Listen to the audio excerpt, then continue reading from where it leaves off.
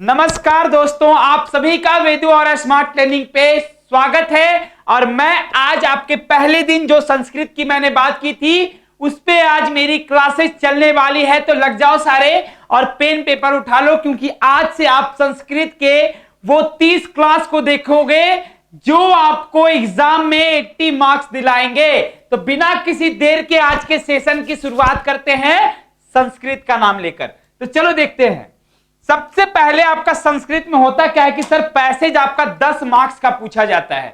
और वो 10 मार्क्स समझ रहे हो, एक एग्जाम में 10 मार्क्स क्या इंपॉर्टेंस रखता है ये आपको पता होना चाहिए। आप लोग जानते भी हो इस बात को। तो बिना किसी देर के सबसे पहले समझिए, गद्यांश जो आपका पूछा जाता है 10 मार्क्स का, उसमें सबसे बड़ी दिक्कत आती है कि सर गद्यांश का मुझे मीनिंग समझ में नहीं आता है, उसमें लिखा हुआ क्या होता है, कैसे इसका हिंदी करेंगे, कैसे इसका क्वेश्चन बनाएंगे, इन चीजों में मुझे हमेशा दिक्कतों का सामना करना पड़ता है। तो गद्यांश को समझने के लिए, इवन पूरे संस्कृत के हिंदी को समझने के लिए आपके 2 क्लास में लूंगा, पूरे संस्कृत का बेसिक्स पे, उसके बाद आपके बुक्स का चैप्टर, फिर आपका व्याकरण, फिर आपका सारी चीजें संधि समास जो भी है आपका कवर होगा।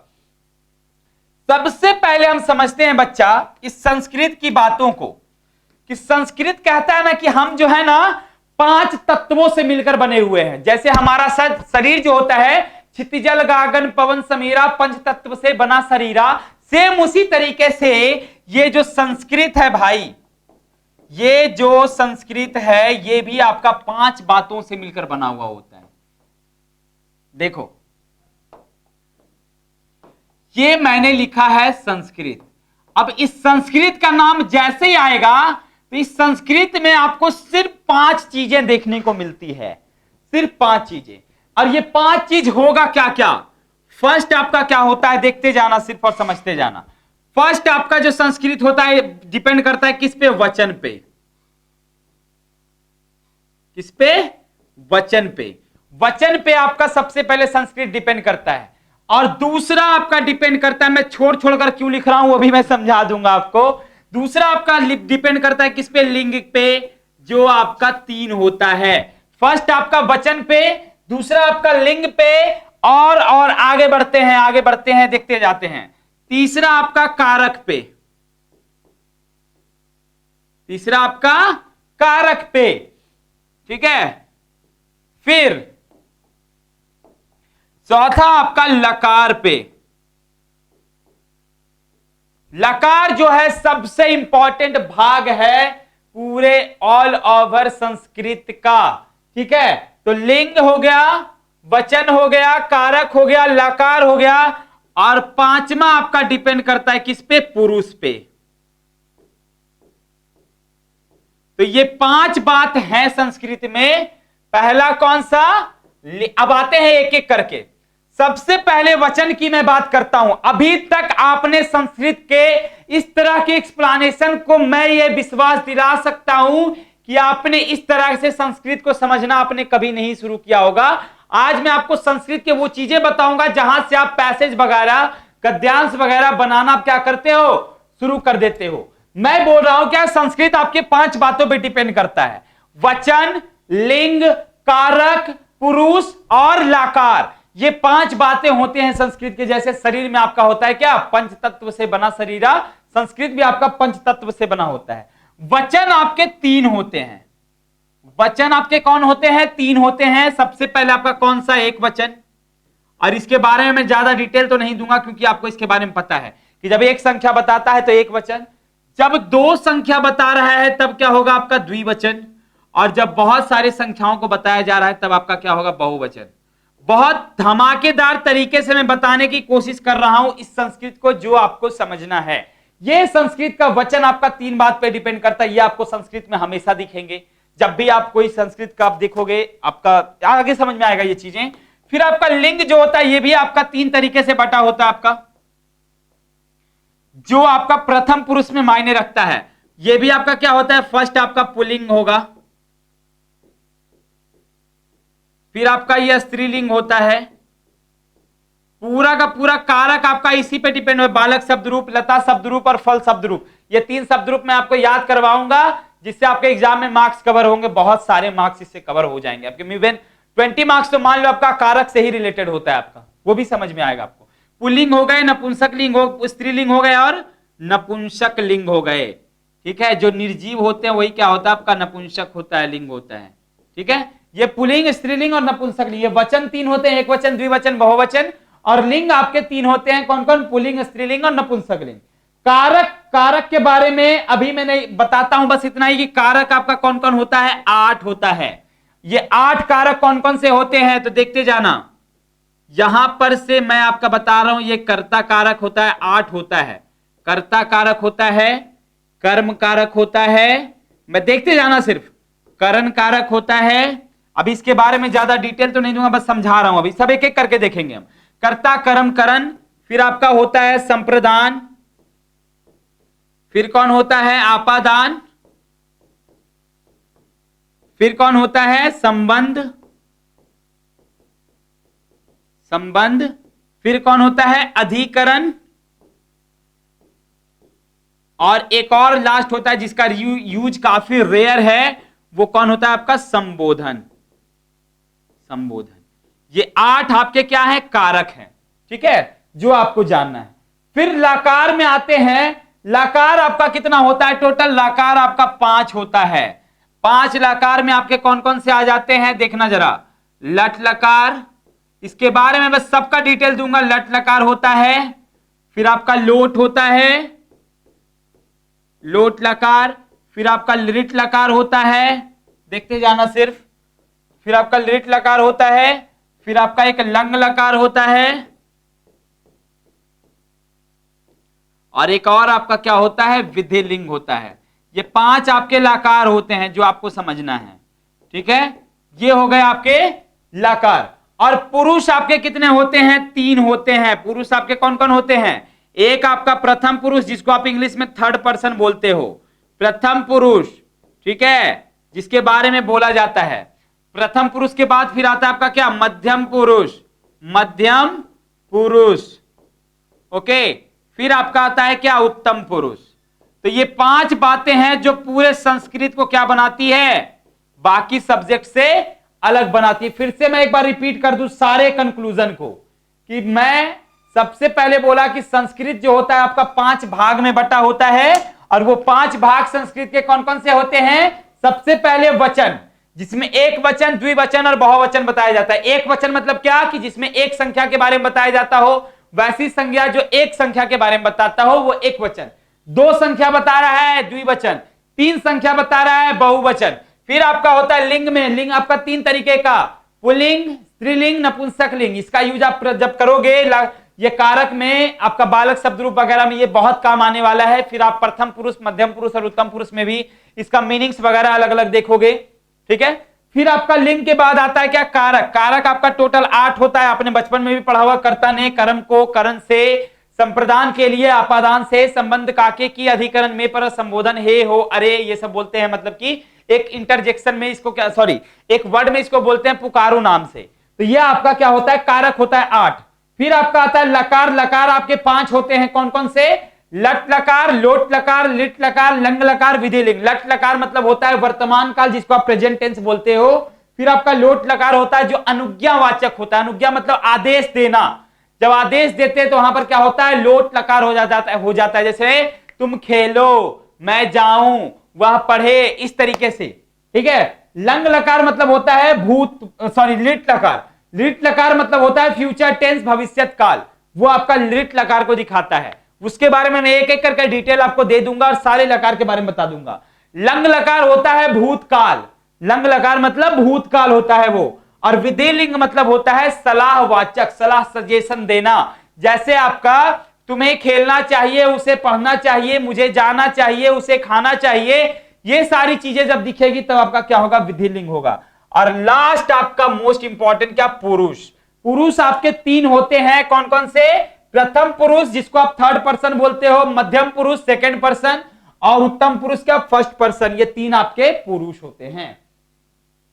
शुरुआत में सबसे पहले इन सबके मीनिंग से करता हूं, कि सबसे पहले मैं ये जान लूं कि प्रथम पुरुष, मध्यम पुरुष और उत्तम पुरुष में होते क्या क्या है। आते हैं पहले पुरुष के पास ही, देखना जरा ध्यान से। पुरुष में आपका जो प्रथम पुरुष है, तो प्रथम पुरुष जैसे ही मैं बोलूंगा तो उसे किसको कहते हैं प्रथम पुरुष? प्रथम पुरुष किसको बोलेंगे? जिसके बारे में कुछ कहा जाए। जिसके बारे में कुछ कहा जाए कहने का मतलब हुआ कि ना तो वो हमारे सामने है, ना तो वो आपके सामने, मतलब जिसके बारे में मैं बात कर रहा हूं वो आपका घटना स्थल पर मौजूद नहीं है। वो आपका क्या होता है? प्रथम पुरुष होता है। मतलब क्या आप बोल सकते हो? जिसके बारे में कुछ कहा जाए। जिसके बारे में कुछ कहा जाए।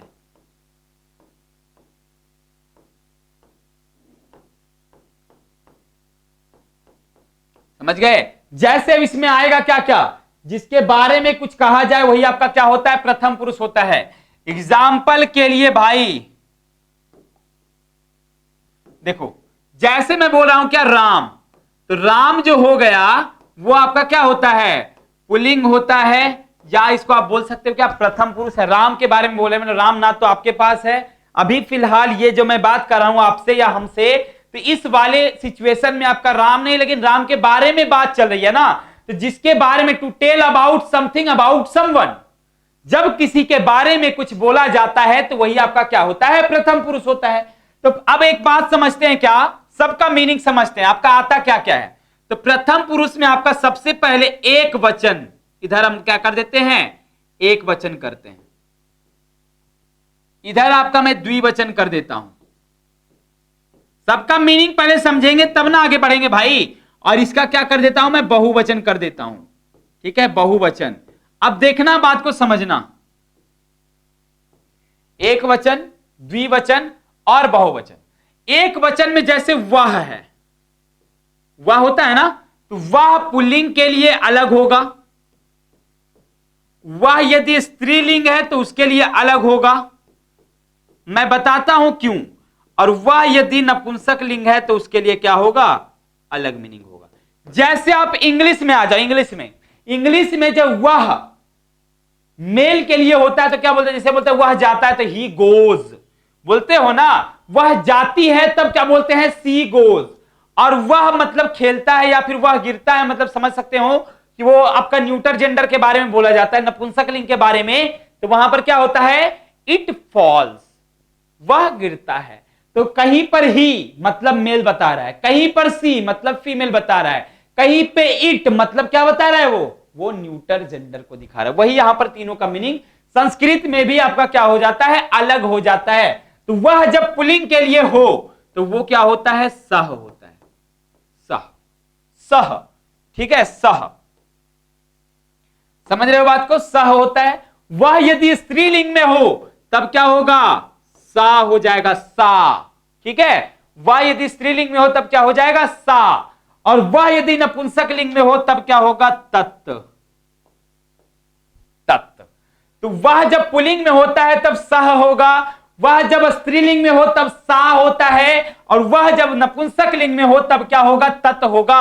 आज मैं पुरुष पे सिर्फ बात बताऊंगा, फिर आपका सारे का क्या कंजुगेशन 3 क्लास में मान के चलता हूं कि इसको मुझे पांचों तत्व को बताने में लगेगा। जब ये पांचों आपका खत्म होगा ना, तब आपका पैसेज, आपका एसे राइटिंग, आपका लेटर राइटिंग इतना इजी लगने लगेगा कि इस 5 को बताने के बाद आपके कम से कम तो मान लो 30 से 35 मार्क्स आपके क्लियर होंगे, जिसमें आपका पैसेज भी इंक्लूड होगा आपका।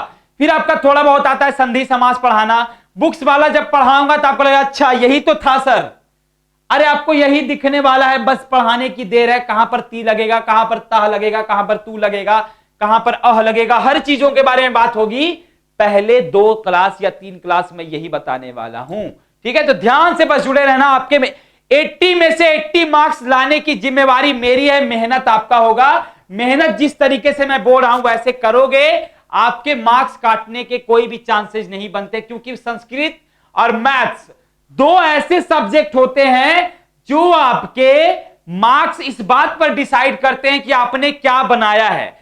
एसएसटी और साइंस में यह होता है कि आपके वर्ड्स पे मार्क्स कटते हैं, कि मान लीजिए आपका जैसे 150 वर्ड्स में लिख रहे हो आप, तो आपने 100 वर्ड्स ही लिखा है, वहां पर आपके मार्क्स कटते हैं। कुछ आपके मतलब मान लो कि ईरर स्पॉट एरिया में देख सकते हो इंग्लिश वगैरह अल्फाबेट वगैरह में गलतियां हो रही है तो वहां पर, बट संस्कृत के साथ ये है कि आपको वहां पर थोड़ी सी आराम ये इसलिए फील होती है क्योंकि इसका आंसर लंबे नहीं होते हैं, इसके बारे में आपको ज्यादा जानना नहीं होता, बस एक लिमिट है आपका संस्कृत का सब्जेक्ट जिसके बारे में थोड़ी ये 5 बोला मैंने, ये 5 बता दिया आपका संस्कृत कवर हो जाएगा। तो देखते हैं आगे, वह यदि पुल्लिंग में हो तब सा होता है, वह यदि स्त्रीलिंग में हो तब सा होता है, वह यदि नपुंसक लिंग में हो तब क्या होता है, तत् होता है।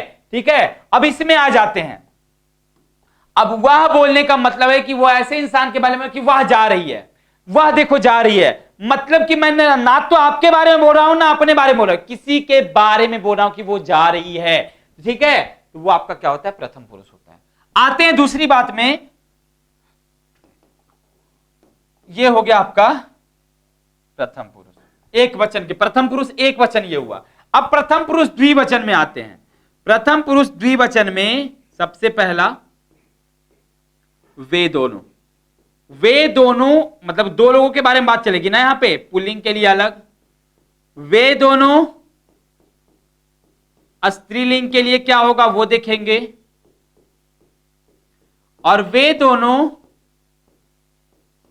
नपुंसक लिंग के लिए क्या होगा वो देखेंगे।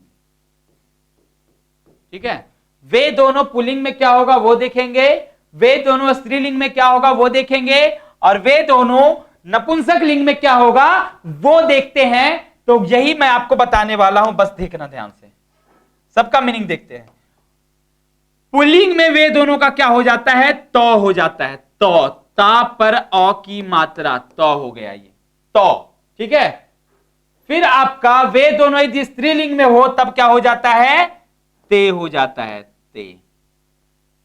ठीक है, वे दोनों यदि स्त्रीलिंग में हो तब क्या हो जाएगा, ते हो जाएगा, और वे दोनों यदि नपुंसक लिंग में हो तब भी क्या हो जाता है आपका, ते हो जाता है। ये दोनों में कोई चेंजेस नहीं आता है, मतलब कि वे दोनों यदि पुल्लिंग में हो तब तो, वे दोनों यदि स्त्रीलिंग में हो तब ते, और वे दोनों यदि नपुंसक लिंग में हो तब भी क्या होता है आपका, ते ही होता है। नो एनी चेंजेस रिक्वायर्ड, समझ सकते हो।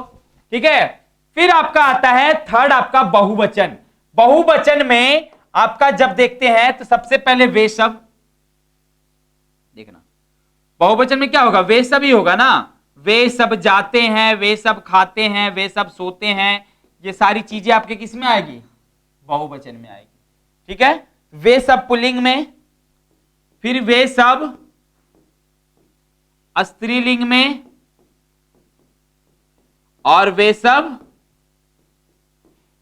नपुंसक लिंग में, वे सब नपुंसक लिंग में। तो वे सब यदि देखो वह का पुल्लिंग था तब स हो गया, वे दोनों का पुल्लिंग है तब तो हो गया, वे सब का पुल्लिंग है तब क्या हो जाएगा, इसका भी आपका ते ही होता है।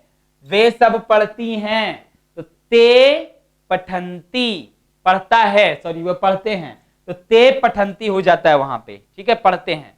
अब देखो वे वह का यदि स्त्रीलिंग बोले तब सा होता है, वे दोनों का स्त्रीलिंग बोले तब ते होता है, वे दोनों यदि वे सब यदि स्त्रीलिंग में हो तब क्या हो जाएगा, तो सा ते यहां पर क्या हो जाता है आपका, ताह हो जाता है, ताह। ठीक है, ताह। ओके, ये हो गया। वे सब यदि नपुंसक लिंग में हो तब क्या हो जाएगा आपका, तानी हो जाता है, तानी। तो ये मीनिंग आपके याद हो गए संस्कृत के। सह जब प्रथम पुरुष एक वचन पुल्लिंग होगा वह का तो सह हो जाता है, स्त्रीलिंग वह हो तब सा होता है, नपुंसक लिंग वह हो तब क्या होता है, तत् होता है। वे दोनों यदि द्विवचन में हो, पुल्लिंग हो तब तौ होगा, स्त्रीलिंग हो तब ते ही होता है, और नपुंसक लिंग में भी आपका क्या होता है, ते ही होता है।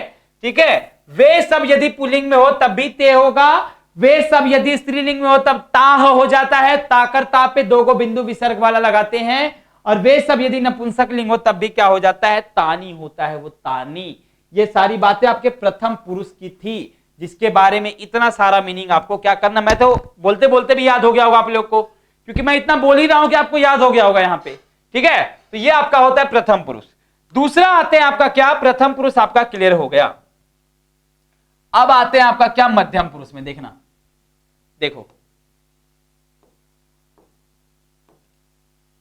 देखो मध्यम पुरुष,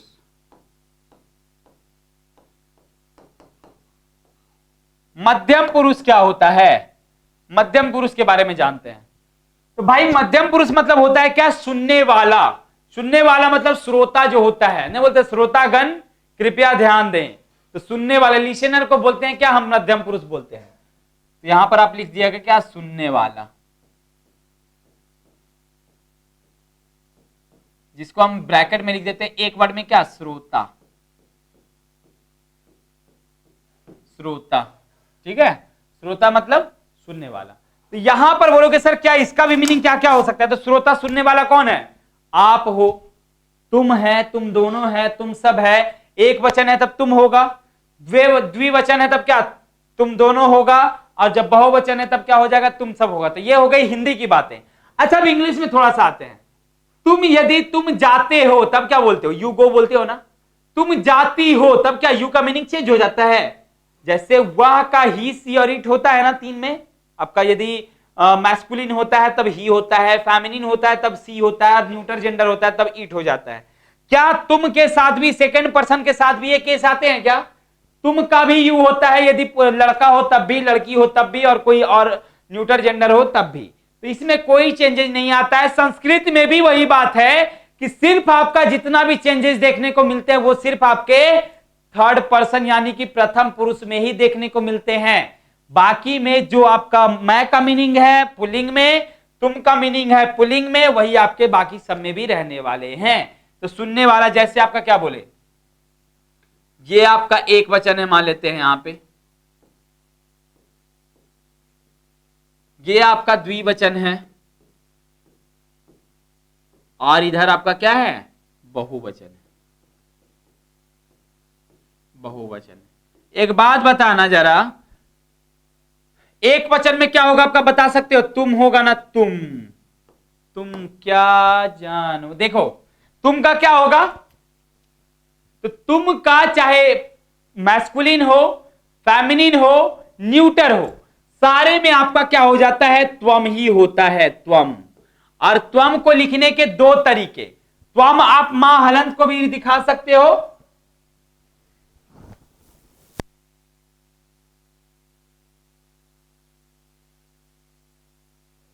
गया ना।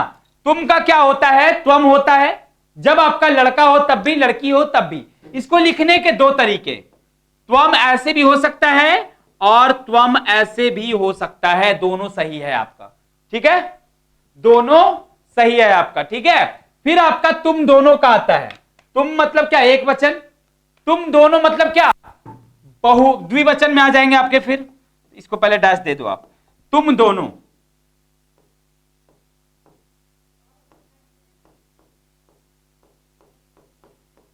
द्विवचन क्या मतलब, दो लोगों के बारे में बता रहा है। मध्यम पुरुष में दो लोगों के बारे में बताना क्या कहलाता है, मध्यम पुरुष का द्विवचन कहलाता है। यहां पर इसका मीनिंग क्या हो जाता है आपका, युवाम हो जाता है। और युवाम को भी लिखने के दो तरीके, मां हलंत भी लिख दो तब भी सही है, और युवाम को आप बिंदु से भी दिखा दो वो भी क्या है, सही है।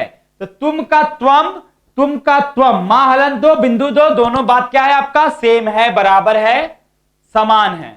फिर आपका आता है लास्ट बहुवचन। मध्यम पुरुष का बहुवचन क्या बोल सकते हो, इसको या तो तुम सब भी बोल सकते हो,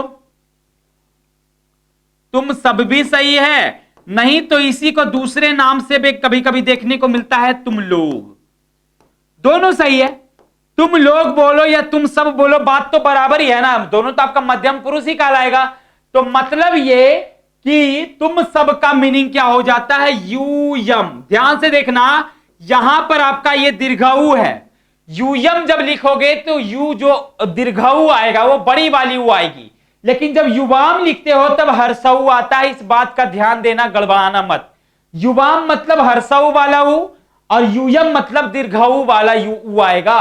और यूयम भी लिखने के दो तरीके, यूयम ऐसे भी लिखो और यूयम में आपका दो बिंदु भी लगा दो, दोनों सही है। तो ये बात मध्यम पुरुष की थी जो मैंने आपको बताई है, ठीक है। इतना पहले आप पहले लिखो या स्क्रीनशॉट लो जल्दी से।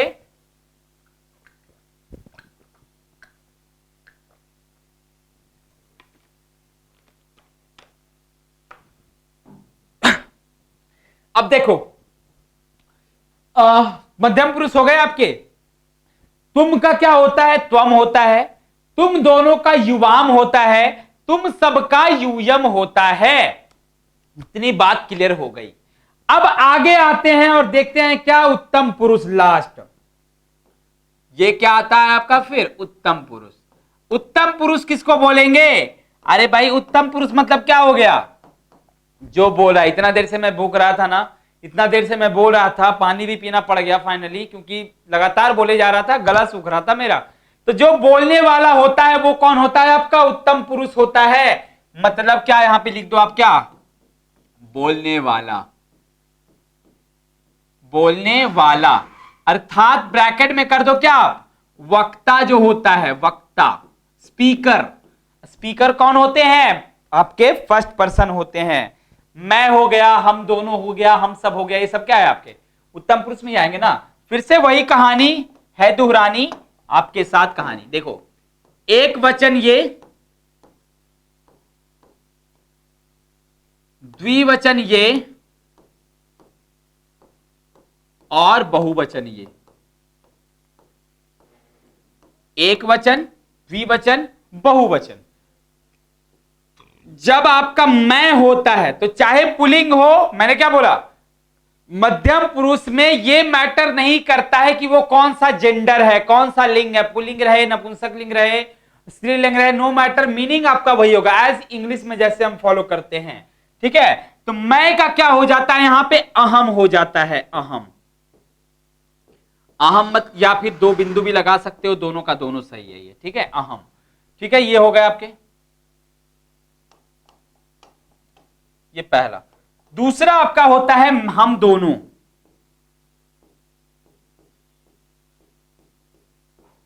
हम दोनों का क्या होगा? हम दोनों का होता है आवाम। आवाम, आवाम ऐसे भी और आवाम ऐसे भी, दोनों सही है। मैं का अहम, हम दोनों का आवाम, और लास्ट आपका होता है क्या, हम सब। हम सब का क्या हो जाएगा? हम सब का आपका हो जाता है वयम। वयम ऐसे भी लिखो, वयम ऐसे भी लिखो, बात बराबर है।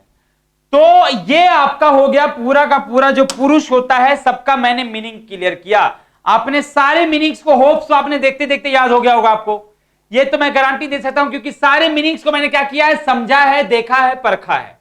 ठीक है, तो प्रथम पुरुष, मध्यम पुरुष, उत्तम पुरुष से रिलेटेड जो भी बातें थी मैंने आपको आज कवर कर दी। तो जैसे आपका ट्रांसलेशन में पूछा जाता है कि तुम लोग कहां जाते हो, तो तुम लोग का तो कम से कम मीनिंग आपको पता चल गया ना, कि सारे जो भी आपके पुरुष हैं सबके मीनिंग मैंने क्या कर दिया, यहां कवर कर दिया। अगले क्लास में आपका मैं आऊंगा तो कारक, सभी कारक जो है उस पर बातें चलेगी, क्योंकि वचन और पुरुष दो काम, और लिंग, लिंग अभी पूरा तो नहीं हुआ है, लेकिन वचन और पुरुष आपका मैंने कवर कर दिया। और साथ ही साथ सबसे लंबा टाइम लेने वाला है, जिस पर मैं एक क्लास पूरा उस पर बात करने वाला हूं, वो है आपका लकार। तो अगले क्लास में मैं कारक के पे बात करूंगा, जो आपको इसमें देखो, आप जब पैसेज बनाओगे ना तो ये सारे वर्ड जो जो मैंने संस्कृत के लिखे हैं वो आपका दिखेगा, जरूर दिखेगा, देखना तुम सारी, क्योंकि इसी से रिलेटेड है, बेसिक्स आपका यही से है ना। अब ट्राई करना और बनाने की कोशिश करना अपना। ठीक है, मैं नेक्स्ट क्लास में आऊंगा फिर से आपके साथ कारक के क्लास को लेकर, काफी अमेजिंग क्लास वो भी होने वाली है। हर चीज को अलग अलग तरीके से समझेंगे और आपकी सफलता में जो बाधाएं आ रही है उस पर हम काम करेंगे। तो जाते जाते बस एक श्लोक, एक रहीम का दोहा है जो आपसे कहूंगा कि तरवर फल नहीं खाते है, सरवर पियत न पान, कही रहीम पर काज हित, संपत्ति सच ही सुजान। मतलब कि पेड़ जो है अपना फल खुद नहीं खाता है, सरोवर यानी तालाब जो है अपना पानी खुद नहीं पीता है, तरवर फल नहीं खाते है, सरवर पियत न पान, कही रहीम पर काज हित। मतलब कि रहीम का कहना है कि यदि आप अपना जो मतलब कि आपके पास जो भी है आप दूसरों के हित में लगाते हो तो आपका जो जिंदगी होता है ना, संपत्ति सच ही सुजान, वही भगवान को क्या होते हैं, सबसे ज्यादा प्यारे होते हैं। तो वही मैं भी कहना चाह रहा हूं कि हम यहां पर सिर्फ और सिर्फ आपके लिए किए गए, जो भी मैं यहां पर कर रहा हूं सिर्फ आपका किया, मतलब कि आपके लिए कर रहा हूं मैं। ठीक है, तो तो आपका भी थोड़ा सा ये बनता है कि आप जो भी कर रहे हो इसको शेयर करो। लिंक आपका डिस्क्रिप्शन में दिया हुआ है, मैं फिर से बोल रहा हूं, वहां पर से आपका नोट्स और प्रैक्टिस सेट्स मिल जाएंगे, वहां पर आप जाकर देख लेना। वहां से आपको फ्री ऑफ कॉस्ट मिल रहा है, 1 रुपया आपका लगना नहीं है, ठीक है। बस आप जाकर वहां से ले लो नोट्स वगैरह, यहां पर जो भी मैं पढ़ाऊंगा वहां आपको नोट्स में मिल जाएंगे। साथ ही साथ प्रैक्टिस चलेगी। आज मेरी संस्कृत की फर्स्ट क्लास थी। आप लोग जरूर बताना कमेंट में कि आपको क्लास कैसा लगा। आगे के क्लास में मिलता है एक नए फ्लो के साथ। हर दिन के साथ हमारी जो एनर्जी होगी वो और बढ़ती जाएगी, क्योंकि काम मैं क्या कर रहा हूं, आपके ब्राइट फ्यूचर के लिए कर रहा हूं। Thank you so much and take care.